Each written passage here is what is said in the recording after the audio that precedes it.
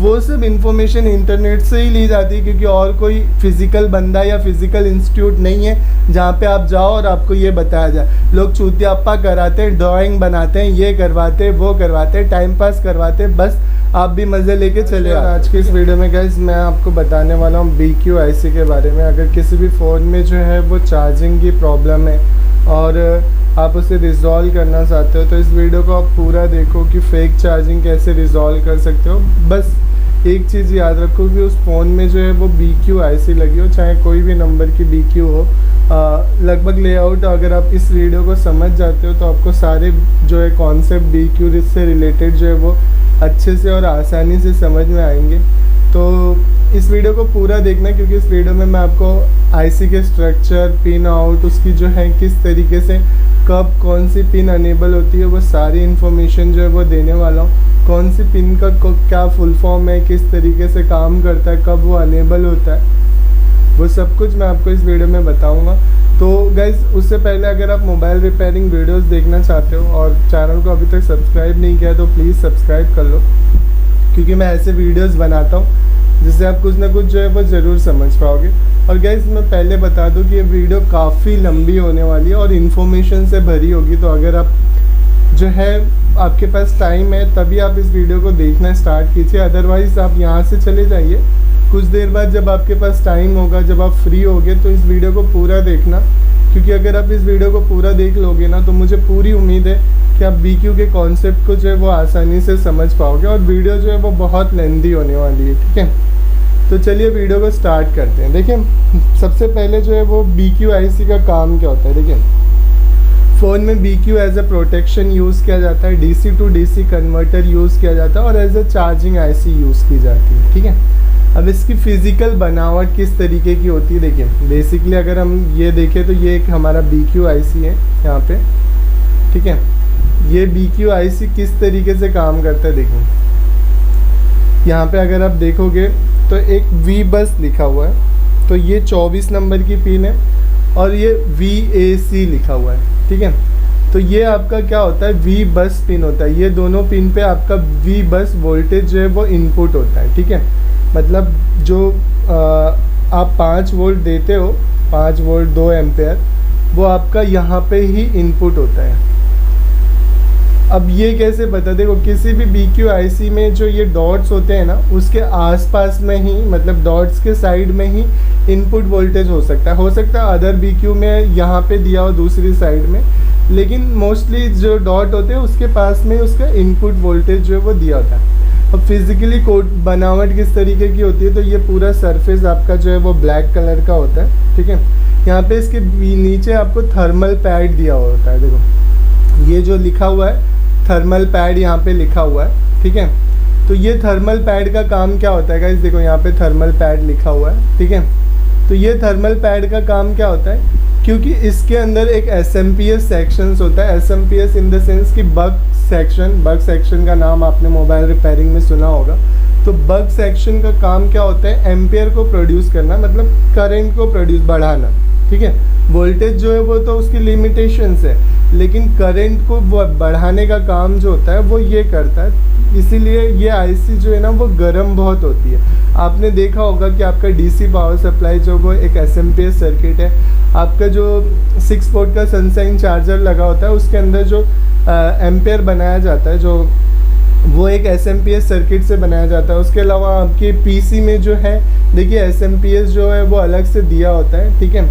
तो ये जो है इसके अंदर क्या होता है, फ़ोन का SMPS सर्किट होता है जिसके अंदर जो है वो IC कैपेबल है कुछ लॉजिक गेट या मॉसफेट, इन सब को यूज़ करके, अभी मैं आपको इंटरनल स्ट्रक्चर दिखाऊंगा तो आपको समझ में आएगा। तो उस बेस पे ये IC जो है ना कंफर्टेबल है कि ये खुद से जो है वो एम्पेयर को प्रोड्यूस कर सके, ठीक है। तो ये आपको समझ में आ गया कि यहाँ पे V बस से इनपुट होता है। बाकी सारे पिनों के बारे में मैं आपको बताता हूँ। ये थर्मल पैड जो होता है वो लगा होता है ताकि IC को जो है वो ठंडा रख सके, ठीक है। तो फिज़िकल बनावट इस तरीके की होती है। अब बात करते हैं यहाँ पे देखिए 1 नंबर, तो VAC इसका फुल फॉर्म क्या है, किस तरीके से काम करता है। तो अगर हम किसी भी आईसी की लेआउट देखें, हम जो देख रहे हैं वो 25601 की देख रहे हैं। अगर आप लोग कमेंट करोगे तो मैं आगे आपको और दूसरी भी वीडियो बना के बताऊंगा, बट अभी तो हम इसी को देखते हैं, ठीक है। तो अब यहाँ पे देखते हैं, देखो अब देखिए यहाँ पे क्या लिखा है, बैट, ठीक है। तो बैट का हमारा कौन सा पिन है, 13 और 14। तो बैट का 13, 14 पिन है। इसके बारे में यहाँ पे आपको डिटेल्स में देखने को मिल जाएगा कि ये क्या है और किस तरीके से काम करता है, ठीक है। यहाँ पे वैसे सेम BTST21, तो ये क्या लिखा हुआ है देखिए, टाइप P, ठीक है।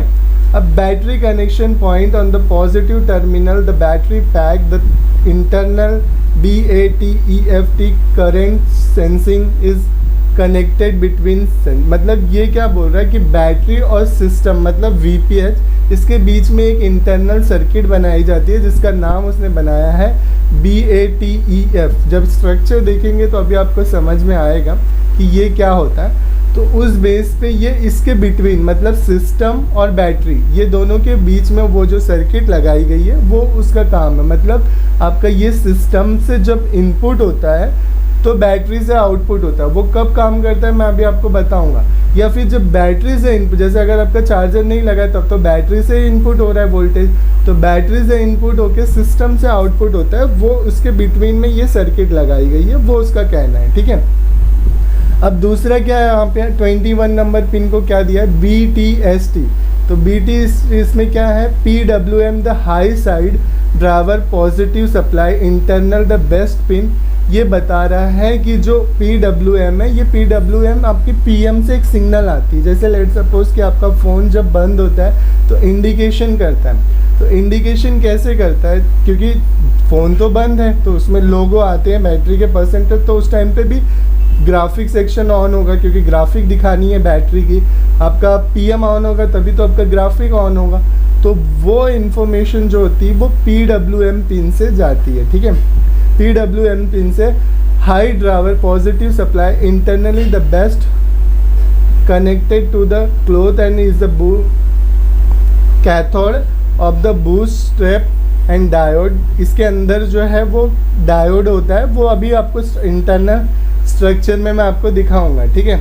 उसके बाद CE होता है, ये देखिए चार्ज अनेबल पिन, ठीक है। CE कितने नंबर पे, आपके 9 नंबर पे। तो 9 नंबर की पिन क्या है यहाँ पे देखो, CE, ठीक है। Charge enable when this pin is driver low battery charge is enable. ये क्या बोल रहा है, अभी इंटरनली स्ट्रक्चर में मैं आपको बताऊंगा, लेकिन इसका मतलब ये है कि चार्ज अनेबल पिन है। जब आप चार्जर लगाते हो तो उसकी अनेबल की पिन जो होती है, इंफॉर्मेशन सिग्नल जो होती है वो CE पे आती है। When this pin is drive low battery charge, उसको सेंस करना पड़ता है कि बैटरी की इंफॉर्मेशन कितनी है। तो वो बैटरी की इंफॉर्मेशन या उसके अंदर चार्ज कितना है वो कौन डिसाइड करता है, वो आपका TS डिसाइड करता है। मैं अभी आपको बताता हूँ, यहाँ पे देखिए TS भी होगा यहीं पे। NC का मतलब वही होता है नॉट कनेक्टेड। ENFT की open drive input output connect the 1NT, एक रजिस्टर लगा होता है इसके अंदर, logic rail through 10 kilo ohms resistor. वही मैंने बताया आपको कि एक रजिस्टर लगा होता है। The pin in send active load 256 microfarad plus hose the report change drive status and fault. तो ये अभी आपको अभी नहीं समझेगा, लेकिन आप ये पिन या इसके फुल फॉर्म को आप समझ सकते हो। जैसे यहाँ पे क्या लिखा है, INT, तो ओपन ड्रेन इनपुट आउटपुट। तो क्या है, ड्रेन इनपुट आउटपुट, ये जो है इसका फुल फॉर्म बनता है। NC no connected. PG open drain active low power good inductor connect to the pull, ये 10 किलो ओम्स का रजिस्टर। तो ये जो रजिस्टर होता है PG या DO, ये सब का काम क्या होता है मैं आपको अभी अंदर जाएंगे हम, तो जब सैमेटिक को लेंगे तब मैं आपको बताऊंगा। P सेल का मतलब क्या होता है, P सेल जो होता है ये पावर सोर्सेस सेक्शन इनपुट, ये कैपेबल होता है। जो आपका एम्पेयर आता है चार्जर से उसे बूस्ट करने में कैपेबल होता है, और उसे बूस्ट करके, क्योंकि हमें देखिए कैसे डिसाइड होता है, आप इस तरीके से समझिए कि आपकी एक बैटरी है, ठीक है। ये एक बैटरी है, यहाँ पे हमने एक फ्लो ऑफ इलेक्ट्रॉन्स डाला है, इसके अंदर एक पाइप लगाई है। आप ये समझिए कि एक ये टंकी है, ठीक है। हमने एक यहाँ पे पाइप लगाया और इसके अंदर हम जो है वो पानी भरना चाह रहे हैं, ठीक है। इस टंकी के अंदर हम पानी भरना चाह रहे हैं, ठीक है। तो अब क्या होगा, अगर ये पानी भरने में 2 घंटे लग रहे, ठीक है, 2 आवर्स लग रहे, नॉर्मल पाइप से हम इस टाँकी को भर रहे तो 2 आवर्स लग रहा है। अगर मैं इस पाइप को यहाँ से हल्का सा छेद कर दूँ, ठीक है, हल्का सा छेद कर दूँ, तो क्या 2 घंटे में ये भर जाएगा? नहीं ना, कुछ पानी यहाँ से भी गिरने लगेगा, तो 2 घंटे में नहीं भर पाएगा।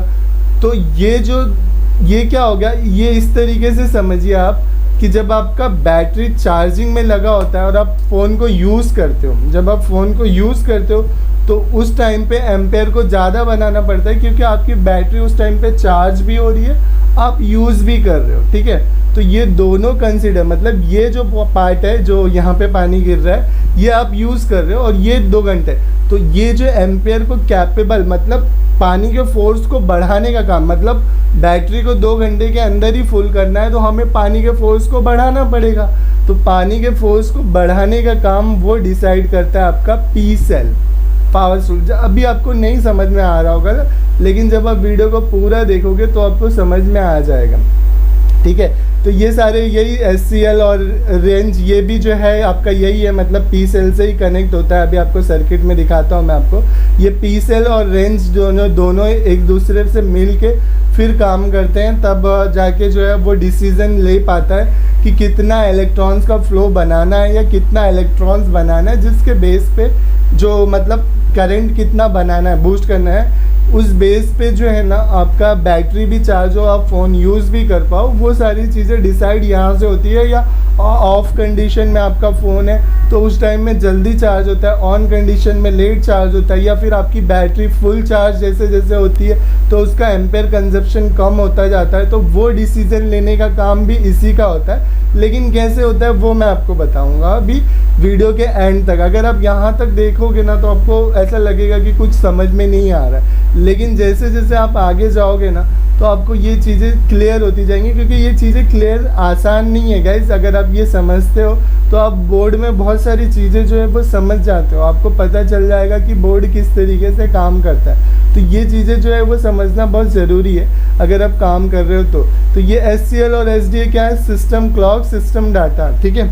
ये आपका देखिए वही लिखा हुआ है यहाँ पे, system in the logic rail through 10 kilo ohm का रजिस्टर लगा होता है इसके बीच में, वही वो उसने बताया। तो इस तरीके से ये जो है पूरा आपका यहाँ पे आप पिन आउट जो इन्फॉर्मेशन है, लोग पूछते हैं ना कि सर पिन आउट या IC की लेआउट को कैसे मतलब रीड करें, तो वही मैंने आपको बताया कि आप डाटा शीट को कैसे रीड कर सकते हो। उसके बाद हम आगे जाते हैं तो देखिए इंटरनल स्ट्रक्चर किस तरीके का होता है। तो यहाँ पे अगर आप देखो तो BQ25601 ये फंक्शनल ब्लॉक डायग्राम है जो कि इंटरनल IC में। अब ये क्या होता है, ये आपका लॉजिक होता है। यहाँ पे देखिए LDO लगा हुआ है, यहाँ पे गेट कंट्रोलिंग लगी है, यहाँ पे आपका मॉसफेट लगा हुआ है, देखिए ये मॉसफेट हो गया, ये गेट कंट्रोलिंग, ये LDO और ये आपका लॉजिक है।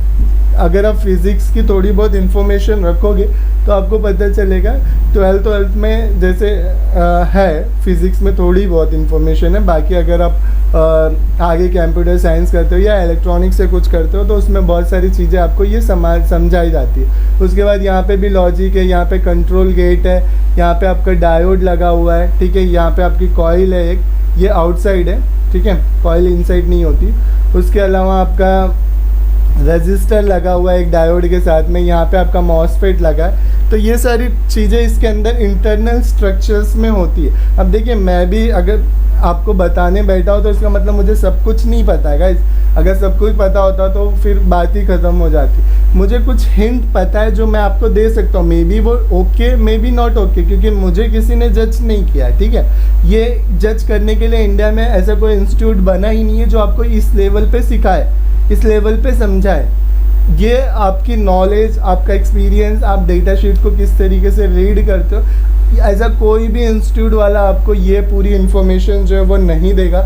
लेकिन एज ए यूट्यूबर मुझे ये रियलाइज़ होता है कि अब थोड़ा बहुत रिसर्च करना चाहिए, क्योंकि लोगों की जो ऑब्जर्वेशन है मुझसे, वो उम्मीद बहुत ज़्यादा है। तो उस बेस पे मैं थोड़ा हार्ड वर्क करता हूँ, सिस्टम को समझने की कोशिश करता हूँ, और फिर ये भी समझता कहाँ से होगा, इस इंटरनेट से ही समझता हूँ। बहुत सारे लोग जो है वो जानते भी होंगे, जो देख रहे हैं कि हाँ इस तरीके से काम करता है, तो वो सब इन्फॉर्मेशन इंटरनेट से ही ली जाती है, क्योंकि और कोई फिज़िकल बंदा या फिज़िकल इंस्टीट्यूट नहीं है जहाँ पे आप जाओ और आपको ये बताया जाए। लोग चूतियाप्पा कराते हैं, ड्राइंग बनाते हैं, ये करवाते हैं, वो करवाते हैं, टाइम पास करवाते हैं, बस आप भी मज़े लेके चले आते हो, ठीक है। लेकिन सीखना है तो इस तरीके से ही सर्किट को समझा जा सकता है। तो इसीलिए मैं आपको बोल रहा हूँ कि सर्किट को समझने की कोशिश करो। बोरिंग है, बहुत बोरिंग है, लेकिन अगर आप चीज़ों को 2-3 बार अपने दिमाग में डालने की कोशिश करोगे, एनालिसिस करोगे, तो आपको रिज़ल्ट जो है वो खुद से ही मिलेगा, ठीक है। यहाँ पे देखिए ये फंक्शनल डायग्राम, ये आपका जो है, अब ये क्या होता है, यहाँ से इनपुट किया, क्योंकि यहाँ पे वी बस लिखा हुआ है, देखिए वी बस लिखा हुआ है यहाँ पे, ठीक है। तो ये इनपुट किया यहाँ से, और यहाँ पे एक लगा हुआ है मॉसफेट, ठीक है। यहाँ पे आई कंट्रोल, अब ये कंट्रोल गेट किस तरीके से काम करता है उन्होंने बताया नहीं है, लेकिन यहाँ पे आप देखो रेंज RENG, ये EN सिग्नल्स RENG इंटरनली एक LDO से कनेक्टेड होता है, और ये फ़ोन के स्लिप मोड पे या एक्टिव मोड पे डिसीजन कैसे लेता है कि कितना एम्पेयर TC पे बनाना है। TC कौन सी लाइन होती है, देखो TC लाइन कहाँ गई। एक तो रेंज, ये कैपेसिटर जो आउटसाइड होगा इंटरनल सर्किट से, जो कि कैपेसिटर आपका फिजिकली बाहर होता है, अभी मैं आपको दिखाता हूँ। उसके बाद जो है ना यहाँ पे अगर आगे जाएं हम, तो ये रेंज तक आ गए, यहाँ तक आ गए, ये LDO से थ्रू कनेक्ट है। फिर अंदर ही एक जो है मॉसफेट कनेक्ट होता है इसके अंदर, ये सॉरी डायोड कनेक्ट है, ठीक है।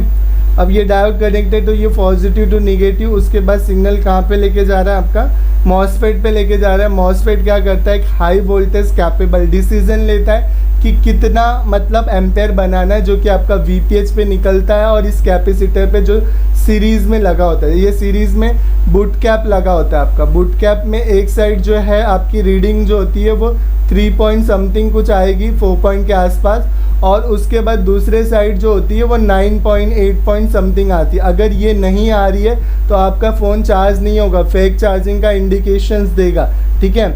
तो वो मैं अभी आपको आगे बताऊंगा और डीप में समझाऊंगा, लेकिन यहाँ पे वो डिसीजन वी रेंज का लेने के बाद देखिए ये कंट्रोलिंग पूरा यहाँ पे है, कंट्रोलिंग से इनपुट होता है, और ये रेंज क्या करता है, REGN, इसका काम क्या होता है कि सर्किट को एक ऑब्जर्वेशन देना कि भाई इतना ही एम्पेयर बनाना है, अगर स्क्रीन ऑन है तो ज़्यादा बनाना है, स्क्रीन ऑफ है तो कम बनाना है, क्योंकि बैटरी को एक टाइम पीरियड में हमें चार्ज कराना है। और उसके बाद जब बैटरी फुल चार्ज हो जाए, मतलब टंकी आपकी भर जाए इलेक्ट्रॉन जो चार्जेस से, जो भी उसके अंदर चार्ज होंगे, उस चार्जेस से जब वो पूरी फुल हो जाए, तो उस सर्किट का काम ही होता है, इस IC का काम होता है कि उसे पूरा स्टॉप करना, मतलब रोक देना, क्योंकि अगर ओवरफ्लो होगा तो बैटरी ब्लास्ट होने का चांसेस हो जाएगा। तो DC टू DC कन्वर्टर का फर्स्ट रीजन जो होता है वो सेफ्टी पर्पज से लगा होता है, ठीक है। अभी तक हम सैमेटिक पे नहीं गए हैं गाइज, IC के लेआउट पे ही हैं। आपको हो सकता है बहुत सारी चीज़ें ऊपर से जा रही हो, लेकिन जैसे ही हम सैमेटिक पे जाएंगे तो आपको एक ऑब्जर्वेशन मिलेगा कि हाँ आकाश भाई ने जो इतना सब कुछ बताया, उसके बाद आगे जाने के बाद हमें इस तरीके से जो है वो समझ में आ रहा है। तो आप देखिए ये जो कैपेसिटर भी लगा होता है ना, ये हाई वोल्टेज से एम्पेयर से मॉसफेट को स्विच करा, मतलब अगर हाई वोल्टेज और एम्पेयर से हम जब ये लॉजिक जब ये आउटपुट देता है ना, तो ये क्या करता है, हाई वोल्टेज एक साइड मैंने आपको बताया ना कि 8 से 9 वोल्ट मिलेगा आपको, तो ये 8 से 9 वोल्ट हाई वोल्टेज जो है वो मिलने के बाद ही आपका एम्पेयर कैपेबल होगा और मॉसफेट स्विच होगा, जिसके हिसाब से एक आउटपुट बनेगा, और आपका वो वी बैड से आउटपुट बनता है। देखिए वो यहाँ से जाएगा सीधा, और वी बैड से देखो ये आपका सिस्टम का पॉइंट हो गया।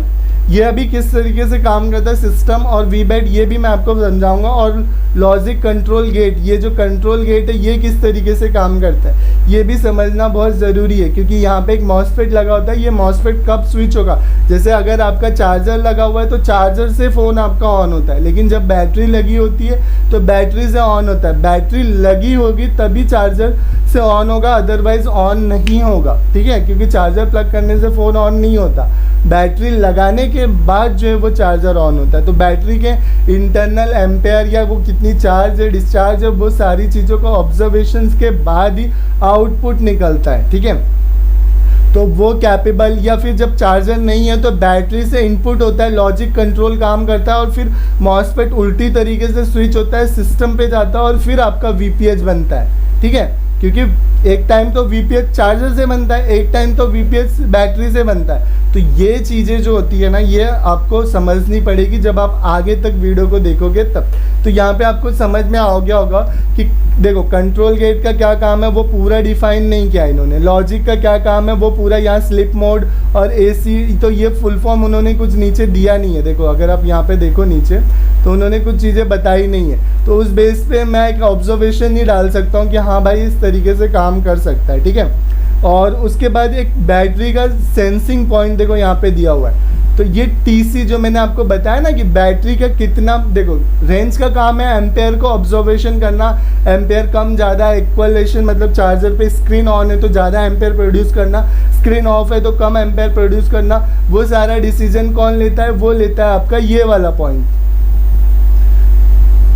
वो डिसीजन आपका लेता है ये वाला पॉइंट, ठीक है, ईएन रेंज वाला पॉइंट। और दूसरा टीएस का पॉइंट क्या करता है, टीएस का पॉइंट ये करता है गाइस कि बैटरी को सेंस करता है कि हाँ भाई वो कितनी चार्ज हो चुकी है, क्योंकि वो इन्फॉर्मेशन देगा तभी आगे जाके रेंज का ऑब्जर्वेशन बनता है, ठीक है। और वो इन्फॉर्मेशन आपका सीपीयू पे भी जाता है आईटीसी की लाइन से। देखो I2C की लाइन और क्लॉक की लाइन और डाटा की लाइन तो कंटिन्यूसली सीपीयू से इंटरैक्ट होते रहती है, तो वो इन्फॉर्मेशन सीपीयू तक जाती है, क्योंकि सीपीयू ही तो परसेंटेज दिखाने का काम करेगा। जब उस सीपीयू को पता चलेगा सेंसिंग, तो वो आपका ऑब्जर्वेशन जो है वो स्क्रीन पे शो करता है। तो ये सब चीज़ें जो है वो होती है जिसके बेस पे आपका जो है वो काम होता है। इनपुट सोर्सेज पीसीएल और उसके बाद पीजी और स्टेटस, तो ये सारी चीज़ें जो है अभी इंटरनल स्ट्रक्चर्स में आपको समझ में आ गई होगी। अब हम चलते हैं सैमेटिक में, और चार्जिंग की प्रॉब्लम है तो किस तरीके से ट्रेस करेंगे वो मैं आपको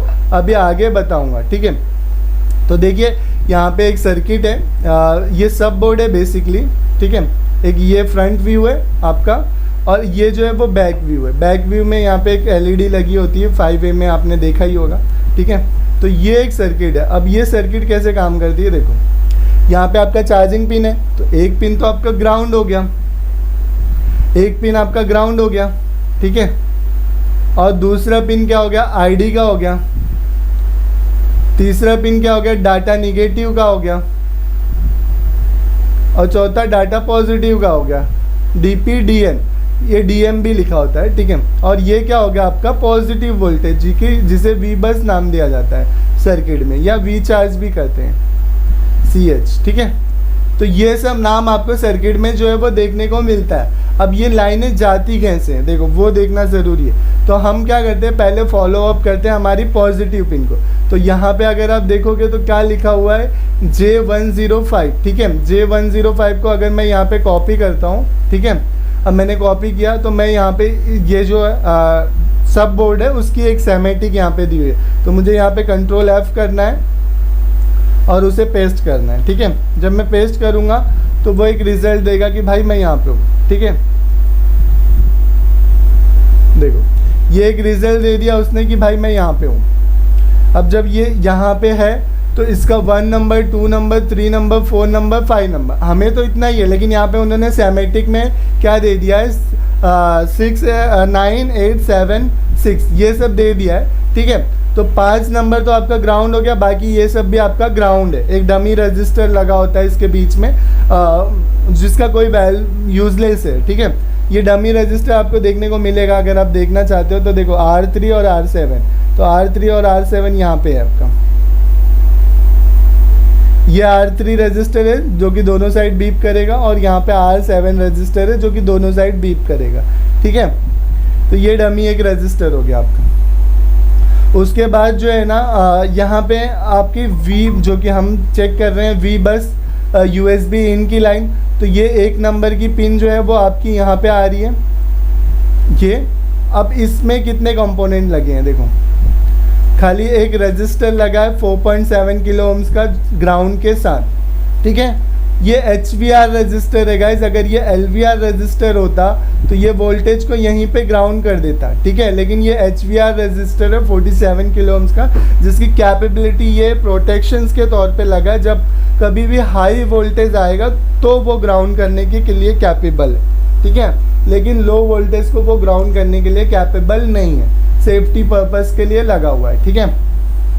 और एक डिवाइडेंड सर्किट तैयार होती है। अगर डिवाइडेंड सर्किट चाहिए तो हम रजिस्टर के ऊपर कभी इन फ्यूचर वीडियो बनाएंगे, तो उसमें आपको मैं डिवाइडेंड सर्किट के ऊपर बताऊंगा कि रजिस्टर जो है वो ग्राउंड के साथ क्यों लगा होता है।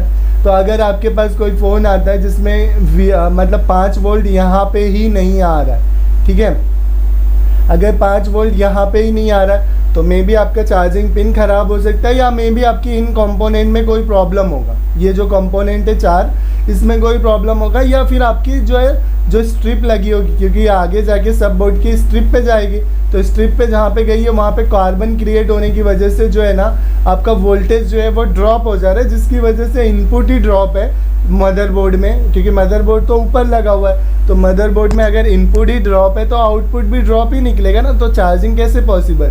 तो 5 वोल्ट आपका यहाँ पे आना जो है वो ज़रूरी है वी बस पे। अगर नहीं आ रहा है तो चार्जिंग पिन चेंज करो, या तो फिर ये TVS डायोड का प्रॉब्लम। अब TVS डायोड ग्राउंड के साथ क्यों लगा होता है वो एक अलग पॉइंट है, कैपेसिटर ग्राउंड के साथ क्यों लगा होता है वो एक अलग पॉइंट है। अगर आप बोलोगे तो मैं किसी दिन चार्जिंग सेक्शन पे पूरी डिटेल्स में बताऊंगा, तो आपको बताऊंगा। यहाँ पे हम एक हिंट लेके चल रहे हैं, ठीक है। अगर आप ये हिंट लेके हम आगे बढ़ते हैं, USB इन में 5 वोल्ट जाता है HVR, तो आगे जाने के बाद ये कहाँ पहुँचता है देखो। अभी हम क्या करते हैं, इससे कॉपी कर लेते हैं। तो ये कहाँ गया देखो, ये J106 क्या है हमारा, ये एक चार्जिंग पिन का मतलब जो जैक होता है ना हमारा, वो जैक है, ठीक है। तो वो जैक कैसे, उसका देखो ये वाला पिन मतलब 1 नंबर और 2 नंबर, और यहाँ पे आपका वी बस, तो यहाँ पे 30 नंबर, 29 नंबर और 28 नंबर, ये सब पे ऑलवेज पॉइंट, मतलब यहाँ पे आपका वोल्टेज जो है वो 5 वोल्ट आएगा। जो भी आपका चार्जर का इनपुट होगा वो 5 वोल्ट आपको यहाँ पे मिलना चाहिए। अब यहाँ से ये क्या करेगा, ये स्ट्रिप के थ्रू आपके मदरबोर्ड तक लेके जाएगा। तो अब हम चलते हैं अपने मदरबोर्ड पे, क्योंकि हमें आगे जाके मदरबोर्ड पे देखना है कि कहाँ पे वो वोल्टेज कितना इनपुट हो रहा है। तो ये चेक करने के लिए हम चलते हैं मदरबोर्ड पे, ठीक है। अब मदरबोर्ड पे हम क्या करेंगे, ये देखो ये आपका जो है वो मदरबोर्ड है, ये सेमेटिक है उसकी, और यहाँ पे ये उसका जो है ना ये लेआउट है। तो ये हम मदरबोर्ड के लेआउट पे आ गए गाइस। अब यहाँ पे देखो इनपुट कहाँ पे हो रहा है वो देखना ज़रूरी है। तो देखो यहाँ पे J1901 ये एक जो है आपका इनपुट होगा यहाँ पे, ये वाले पॉइंट पे, ठीक है। क्यों, क्योंकि यहाँ पे आप देखो कोई कंपोनेंट नहीं है। अगर यहाँ पे कोई कंपोनेंट नहीं होता तो डिस्प्ले, अगर कंपोनेंट होगा तो डिस्प्ले जैक होगी वो आपकी। देखो ये वाले पे कंपोनेंट है आसपास में, तो यहाँ पे डिस्प्ले जैक होगी। यहाँ पे नहीं है तो यहाँ पे जो है ना आपका डिस्प्ले जैक नहीं होगा। तो ये जो चीज़ें हैं आपको समझ में आनी चाहिए, ठीक है। तो उसके बाद जो है हम सर्च करते हैं, यहाँ पे हम इसे ही कॉपी कर लेते हैं। J190 को हमने कॉपी किया, या हम 70 में ही सर्च J1909, ठीक है। तो ये हमारा माइक्रो USB जो स्पीकर के टिप्स हैं, ये सारे टिप्स यहाँ पे आ जाते हैं। तो हमारा पॉजिटिव कहाँ पे आ रहा है वो देखना ज़रूरी है।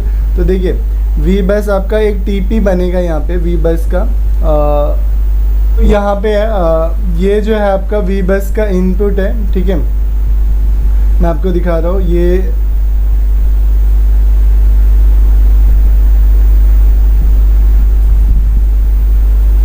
आपका J1901 है, और उसके बाद वी बस इन यहाँ पे हो रहा है। उसके बाद एक प्रोटेक्शन डायोड लगा हुआ है, ठीक है। अब ये डायोड ग्राउंड के साथ में क्यों लगा ये आपको पता होना चाहिए। उसके बाद TP, तो ये पॉइंट पे अगर हम जब भी कभी क्या होगा कि अगर हमारा TP5 पे जो है ना ये 5 वोल्ट आ रहा है, TP5 आपका स्क्रीन पे लेआउट में कहाँ दिखेगा, देखो TP5 यहाँ पे है ना, तो यहाँ पे अगर 5 वोल्ट आ रहा है मतलब नीचे का सब कुछ हमारा ठीक है, कोई प्रॉब्लम नहीं है। ऊपर ही हमारे जो है वो प्रॉब्लम होगी। तो इनपुट कहाँ पे हो रहा है, देखो इनपुट हो रहा है ये 30 नंबर 29 नंबर, ठीक है। 29 नंबर और 30 नंबर, उसके बाद ये साइड में 1 नंबर 2 नंबर 3 नंबर, ठीक है। जो वहाँ पे हमारा 28 29 30 था वो 1 2 3 हो गया, और यहाँ पे जो 1 2 3 था वो 30 29 हो गया, ठीक है। तो ये इनपुट हो गया हमारा। उसके बाद देखो इनपुट होने के बाद यहाँ से 5 वोल्ट अगर हमारा इस टीपी पे मिल रहा है तो हम क्या चलेंगे आईसी पे। अब ये कौन सी आईसी है हमारी, आईसी वही है BQ U0501, ठीक है, ये आईसी है। तो हमारा इनपुट कौन सा हो गया गाइस, इनपुट जो है वो यहाँ पे देखिए आप USB इन का ऑप्शन है। तो यहाँ पे 3 प्रोटेक्शन कैपेसिटर है और ये 16 वोल्टेज तक कैपेबल है झेलने के लिए। अगर इस 16 वोल्ट के ऊपर अगर इस आईसी को कुछ वोल्टेज मिल जाता है कहीं से, अगर कस्टमर इनपुट डाल देता है ज़्यादा, तो फिर इस आईसी का काम होना जो है वो ज़रूरी है, बट 16 वोल्ट तक जो है वो झेल जाएगा, ठीक है। ऐसा यहाँ पे लिखने का मतलब वही होता है, ठीक है। तो अब क्या हो गया कि ये जो है इन हो गया। इन कहाँ पे हुआ, जैसा कि मैंने आपको बताया था कि यहाँ पे एक डॉट होगा BQ के ऊपर, तो वो BQ के आपके जो है वो 24 जो कि लास्ट पिन नंबर था और इनपुट था आपका 1। तो ये आपका इनपुट वोल्टेज हो गया जो कि 24। अलग अलग BQ पे अलग अलग लेआउट होते हैं गाइस। तो अगर आप लोग कमेंट करोगे तो मैं आगे वीडियो बनाऊंगा और उसमें बताऊंगा कि अलग अलग किस तरीके से काम करता है, बट अभी आपको इतना समझ में आना चाहिए, ठीक है। तो ये V बस इन हो गया 1 2 24 पे। उसके बाद क्या होता है, एक जो है आपका यहाँ पे देखो 16 वोल्ट का एक आउटपुट PMD ग्राउंड के साथ अटैच होता है, PMID, और NC आपका 10 पॉइंट होता है। ये अभी मैं आपको डिक्टोज में बताऊंगा। तो 1 और 24 पिन पे आपका V बस इन हो गया, ठीक है। इन होने के बाद 2 नंबर की पिन कहाँ पे, 2 नंबर की पिन आपकी है P सेल। तो P सेल पे आपका क्या काम होता है, देखो P सेल एक रजिस्टर NF लगा होता है। NF रजिस्टर क्या करता है, यहाँ पे ग्राउंड के साथ अटैच होता है और ये जो सिग्नल लेता है किसका, REGN का। REGN क्या करता है, कौन सा सिग्नल देता है, REGN जो कैपेबल होता है कि P सेल से डिसाइड होता है इंटरनल लॉजिक में, और उसके बाद जो है ना RENG से यहाँ पे एक जो सिग्नल आता है वो सिग्नल कहाँ से आता है आपका, देखो ये वाले सिग्नल से REGN। यहाँ पे एक रजिस्टर 10 किलो ओम्स का लगा है और यहाँ पे ग्राउंड के साथ 10 किलो ओम्स का रजिस्टर लगा है जो कि डिवाइड एंड सर्किट तैयार करता है। Divide and circuit in the sense कि ग्राउंड के साथ एक लोड दिया जाता है उस पर, तभी वो अनेबल होता है। तो यहाँ से क्या होगा, एक सिग्नल आउट होगा जो कि इन होगा ये वाले RENG पे, जिससे P सेल डिसाइड होगा। और P सेल क्या करेगा आपका, ये सेंस करेगा, मतलब बताएगा कि कितना बैटरी का ऑब्जर्वेशंस है, उस हिसाब से फ्लो ऑफ इलेक्ट्रॉन जो वह बनेंगे। और रेंज क्या होगा, ये रेंज क्या करेगा, रेंज आपका देखेगा कि स्क्रीन ऑन है या नहीं, कितना स्क्रीन ऑन है तो ज़्यादा एम्पेयर बनाने के लिए कैपेबल बनना चाहिए, और स्क्रीन ऑफ है तो आपका कम एम्पेयर से भी काम जो है वो हो जाएगा। अगर आपको चेक करना है फिजिकली तो आप 6 वोल्ट के सनशाइन चार्जर डालो, देखो अगर आपका फ़ोन 110 एम्पेयर ले रहा है तो स्क्रीन ऑन करते ही वो 120-30 लेने लगेगा, ठीक है, ज़्यादा लेने लगेगा। तो वो क्या हुआ, रेंज ने अपना काम कर दिया और एम्पेयर का बनना। अगर ये रेंज का काम और P सेल का काम प्रॉपर नहीं होगा गाइस, तो इसमें क्या होगा, फेक चार्जिंग का इशू होगा। तो आप ट्रेस कर सकते हो 2 नंबर की पिन पे भी आपको जो है ना ग्राउंड आएगा, और उसके बाद जो है यहाँ से सिग्नल जो है इनपुट होता है 10 किलो ओम्स का जो कि रेंज पे आता है। तो इसकी कंटिन्यूटी आपको रजिस्टर के ये R503 रजिस्टर कहाँ लगा हुआ है, देखो अगर R503 से रजिस्टर देखना है तो ये आपका BQ हो गया। R503 इधर ही कहीं लगा होता है, ये देखो R503, ठीक है, ये R503, ठीक है। तो इस तरीके से आप फिजिकली बोर्ड को चेक कर सकते हो। और रेंज का काम क्या है, P सेल का काम क्या है, ये आपको समझ में आ गया। अभी हमारा 3 नंबर का पिन क्या है, 3 नंबर का PG स्टेशन जो कि CBC पावर ऑन। अब ये क्या करता है गाइज, आपने देखा होगा कि जब आपका फ़ोन जो है वो ऑफ कंडीशन में चार्जिंग में आप लगाते हो तो CBL पावर ऑन एक सिग्नल लेके, देखो क्लॉक और डाटा CPU से इंटरप्ट यहाँ पे होते रहते हैं, है ना, क्योंकि I2C की लाइन है। I2C की लाइन कहीं पे भी होगी तो वो CPU से लगातार इंटरप्शंस उनका बना ही रहता है, ठीक है। तो वो इंटरप्शन तो चलता ही रहता है, लेकिन वीपीएच भी बन जाएगा आपका उसी टाइम पे। वीपीएच बन गया तो वीपीएच क्या करेगा, ऑल जो वीपीएच का वोल्टेज है वो चार्ज आपके डिस्प्ले लाइट तक तो पहुंच ही जाएगा। तो डिस्प्ले लाइट तक पहुंच जाएगा तो सीबीएल पावर एन जो होता है वो एक सिग्नल पुट करता है जो कि पीएम में जाता है। अगर आपको देखना है तो मैं आपको दिखा भी देता हूँ।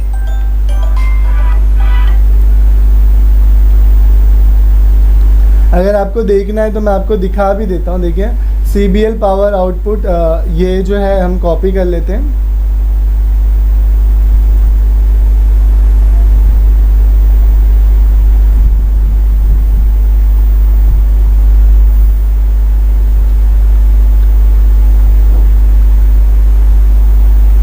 कैप्स में CBL अंडरस्कोप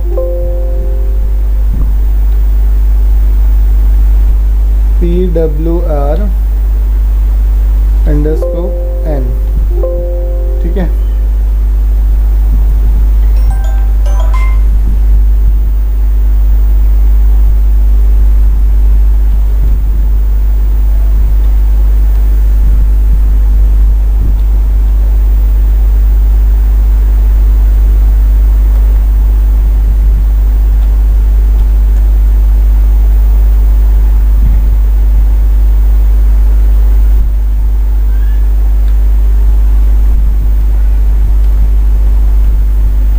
ठीक है, अब ये देखो कहाँ जा रहा है, ये आपका U0701B पार्ट है, मतलब पावर के लिए। देखो एक टेस्ट पॉइंट भी बना हुआ है यहाँ पे, TP124, ठीक है। ये 1.8 वोल्ट का होता है आई थिंक सो। तो वो आपका CBL पावर N जो है वो यहाँ पे इनपुट होता है, ठीक है। इनपुट, ये CBL पावर इनपुट होने के बाद जो है ना एक सिग्नल निकलता है जो कि अगर बिट मैप होता तो मैं आपको वो बताता, जो कि पावर ऑन पे जाता है, रीसेट पावर ऑन आपका जो ये होता है पावर ऑन रीसेट। ये जो है ना ये होल्ड PS होल्ड SMPS में ये तो CPU में जाता है, और उसी टाइम पे रीसेट पावर ऑन जो होता है वो पावर ऑन की अगर आप प्रेस करते हो तो पावर ऑन होने के लिए कैपेबल होता है, क्योंकि फुल चार्ज जब चार्ज हो जाएगा तो ये इन्फॉर्मेशन CBL से पावर ऑन करने की होती है, ठीक है। तो वो PS होल्ड और पावर ऑन, ये मैं अगर आप इन फ्यूचर कमेंट करोगे, क्योंकि बड़ी चीज़ें जल्दी नहीं समझ में आएगी तो मैं आपको आगे बताने की कोशिश करूँगा, ठीक है। बट अभी तक आपको इतना समझ में आ गया होगा, जब ऑफ कंडीशन में फ़ोन चार्ज होता है तो CBL पावर ऑन जो है वो सिग्नल लेके जाता है, तभी आपकी ग्राफिक अनेबल होती है। जो आगे का डिसीजन आप स्क्रीन पे देखते हो, फुल चार्ज परसेंटेज, वो सब चीज़ें क्लॉक डाटा से लेके फिर इंफॉर्मेशन आपको जो है वो दी जाती है। तो 3 नंबर और 4 नंबर पिन भी आपको समझ में आ गई होगी। 5 नंबर और 6 नंबर जो पिन है वो SDA SCL, ये जो कि कंटिन्यू ITC की लाइन है, ठीक है। इनपुट CBNC, ये जो होता है SMB इंट, ये जो इन्फॉर्मेशन होती है ये आपका एक रजिस्टर से 1.8 का वोल्टेज पावर से आता है, और उसके बाद जो है ना 10 किलो ओम्स का रजिस्टर लगा होता है। तो ये इन्फॉर्मेशन यहाँ पे इंट पे आती है। अगर ये 1.8 नहीं आएगी तो भी आपका फ़ोन जो है वो चार्ज नहीं होगा। तो आपको देखना है R0502 पे आपका चार्जिंग जो वोल्टेज है 1.8 का वो आ रहा है या नहीं, ठीक है। ये पावर जनरेट करता है, बट कब करता है, जब CDA से इंफॉर्मेशन CPU को चली जाती है तब, उसके बाद ये जनरेट होता है। उसके बाद 9 नंबर पे CE जो कि सेंसिंग रजिस्टर लगा होता है, और नॉर्मल 10 किलो ओम्स का, ये ग्राउंड के साथ में स्विचिंग कराई जाती है उसकी, क्योंकि अंडर MOSFET भी होता है। तो MOSFEट क्या होता है, ग्राउंड के साथ में भी स्विचिंग होती है आपकी। अगर आप MOSFEट को डीपली समझोगे तब आपको समझ में आएगा। तो वो MOSFEट CE पे आपका जो है वो इनपुट होता है। उसके बाद P सेल मैंने आपको बताया ही, TS वही काम है सेंसिंग का जो मैंने आपको बताया। Q1 क्या करता है, आपका पावर कीबोर्ड, मतलब ये जो आपका जो लाइट लगा होता है LED कीपैड पे, नीचे जो मतलब लाइट होती है नेविगेशनल वाली, होम ऑप्शन की, जो चार्जिंग पिन के ऊपर आपका कीपैड लगा की लाइट लगी होती है, देखो कीपैड एन। तो ये नेगेटिव और उसकी स्विचिंग या उसकी कंट्रोलिंग इस पॉइंट पे होती है आपकी, क्योंकि चार्जर लगाने के बाद ही वो लाइट जलती है। तो वो लाइट इस D06 यहाँ पे 12 नंबर से जलती है। अब यहाँ पे आते हैं, जो मेन गेम होता है वो यहाँ पे होता है गाइज। अब आपको समझ में आएगा। देखो क्या होता है, जब आप बैटरी लगाते हो तो बैटरी लगाने के बाद वोल्टेज कहाँ से जाता है आपका, मैं अभी आपको बताऊंगा, लेकिन आप यहाँ पे अभी तक ही समझो बैटरी के बाद क्या कांड होता है, किस तरीके से आता है, वो मैं अभी आपको थोड़े टाइम बाद बताऊंगा। लेकिन यहाँ पे एक चार्ज जो आउट होता है वो कब होता है और इन होता है, तो वोल्टेज कब इन होता है वो देखते हैं। जब आपका चार्जर आउट होता है तो आपका वी बस और सिस्टम, ये सिस्टम का इसके बीच में एक BTE करके एक सेक्शन बना है जो कि इंटरनल लॉजिक में मैं आपको दिखाया था। तो उसमें से 5 वोल्ट आपका यहाँ पे आता है जो कि अंदर बैटरी को आपको चार्जिंग करने के लिए 5 वोल्ट इस पे आता है सिस्टम से। फिर 19 और यहाँ से जो है ना एक लॉजिकल कंट्रोलिंग होती है अंदर, और उसके बाद जो है ना यहाँ पे आपका VPH का जो 4 वोल्ट का और 3.5 एम्पेयर यहाँ पे लिखा हुआ है, देखिए वो कैपेबल होता है L0501, ये कैपेबल होता है। और उसके बाद ये इनपुट करता है सिस्टम में, सिस्टम का वोल्टेज, मतलब ये जो VPH 3.7 होता है आपका और 3.7 से 4.2 आउट, वो ऑब्जर्वेशन होता है रेक के ऑब्जर्वेशन पे यहाँ पे आउटपुट बनता है 3.7 से 4.2 का। जब वो 4.2 का वोल्टेज यहाँ सिस्टम इन होता है तब आपका बैट से आउट होता है। जब यहाँ से देखिए, यहाँ से गया, यहाँ से इन हुआ 15 और 16 नंबर पे, इन होने के बाद सिस्टम, फिर अंदर एक मॉसफेट होता है। वो मॉसफेट स्विच कब होता है, जब ये वाला वोल्टेज देखो यहाँ पे 16 वोल्ट लिखा है, लेकिन इस कैपेसिटर पे ये एक बूट कैप है गाइस 0501, ये 0.47 माइक्रोफेराइड का एक बूट कैप है, जिसके एक साइड में आपका वही VPH वोल्टेज 3.7 टू 4.2 आएगा, बट दूसरे साइड में 8 से 9 वोल्ट का एक वोल्टेज बनेगा। जब ये 8 से 9 वोल्ट बनेगा तभी आपका मॉसफेट स्विच होगा, और जब मॉसफेट स्विच होगा तो बैट से आउटपुट बनेगा। अदरवाइज आपका ये क्या ख़राब होने के बाद बूट कैप काम नहीं करेगा, तो आपका जो है वो नहीं बनेगा। और अगर आपका VPH भी काम प्रॉपर नहीं कर रहा है, VPH पे वोल्टेज ड्रॉप हो रहा है, तो आपका ये कॉइल काम नहीं कर रहा है, तो भी आपका प्रॉब्लम जो है वो बना रहेगा, और फिर आप जो है फ़ोन चार्ज नहीं होगा। तो ये जो स्टार्टिंग छोटा वाला कैपेसिटर है, ये कहाँ पे लगा होता है बोर्ड में, वो भी दिखा देता हूँ मैं आपको।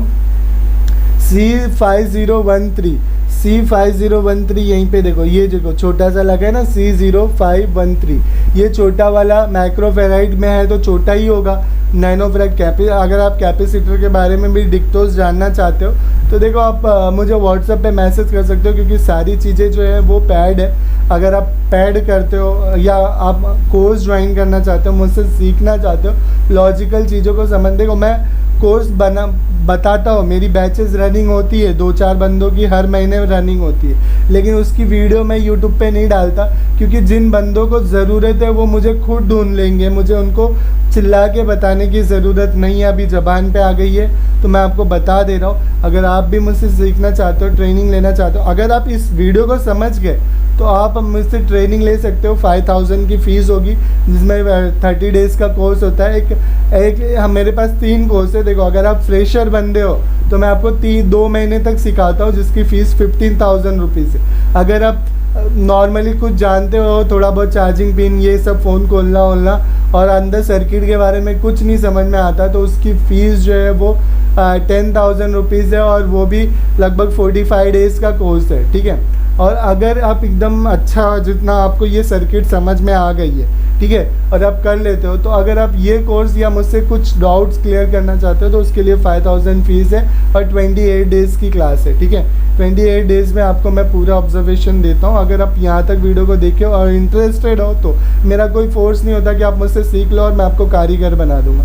मेरा एक फोर्स होता है कि मैं आपको जितनी नॉलेज मेरे पास है उतनी घोल के पिला दूंगा। बाकी मार्केट में बहुत सारा बोल बाल माला है 50,000 60,000 का। अगर आपको टॉनिक चाहिए तो आप वहाँ पे भी जा सकते हो, ठीक है। ये ज़बान पे आ गई गाइज, मैं फ़र्स्ट टाइम यूट्यूब पे बोल रहा हूँ। इससे पहले मैंने कभी यूट्यूब पे ऐसी कुछ चीज़ें बताई नहीं थी, खाली पोस्ट डालता था मैं, जिनको मुझे ढूंढना होता था वो ऑटोमेटिक आ जाते थे, ठीक है। तो ये यहाँ पे आपको समझ में आ गया। जैसे ये आपका जो है 4.2 का वोल्टेज इन होगा और इस कैपेसिटर से आउट होगा, तब आपका मॉसफेट हाई वोल्टेज से स्विच होगा।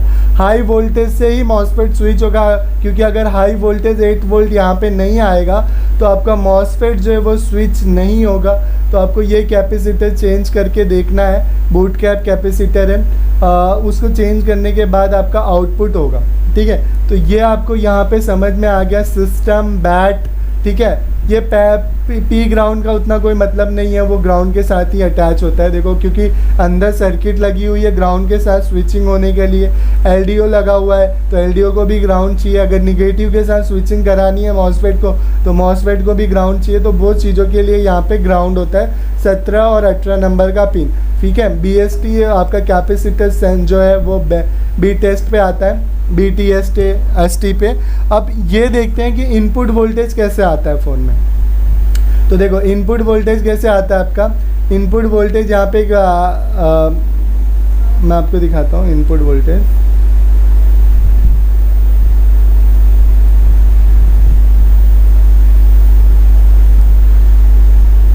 देखो,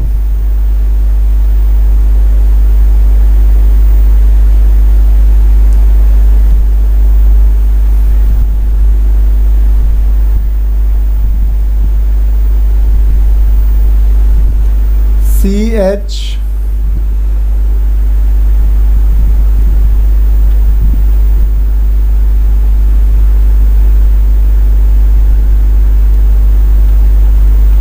ठीक है ये, और उसके बाद देखो कैसे आता है। आपकी यहाँ पे एक फ्यूल गेज आईसी लगी हुई है इसके अंदर। तो ये फ्यूल गेज आईसी क्या करती है, जब आप बैटरी से जब वोल्टेज आपका इन होता है तब मैं बता रहा हूँ आपको। जैसे चार्जिंग से तो आउट होता है आपका, लेकिन बैटरी से तो इन होता है। तो यहाँ पे बैटरी से वी बैट, क्योंकि वी बैट से इन होता है वोल्टेज, तो वी बैट से इन होने के बाद एक सेंसिंग रजिस्टर लगा होता है R0506। R0506 देखते हैं।